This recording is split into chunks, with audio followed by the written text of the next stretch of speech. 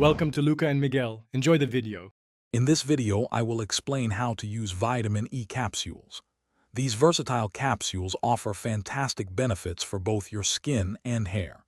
You can easily apply the oil directly to your target area or mix it with your favorite creams and serums. Remember to always perform a small patch test first to ensure no adverse reactions, especially if you have sensitive skin. This simple step helps prevent irritation.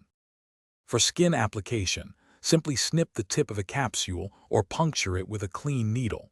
Squeeze out a small amount of the rich oil. Apply it directly to clean skin, focusing on areas like dry patches, scars, or fine lines.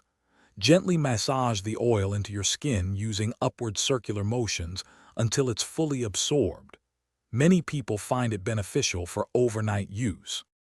Vitamin E is also wonderful for your hair. You can mix the oil from 1 or 2 capsules into your regular shampoo or conditioner for an added boost. For a targeted scalp treatment, apply the oil directly to your scalp and massage gently to improve circulation. It's also great for nourishing dry ends. Leave it on for about 30 minutes before rinsing thoroughly for best results.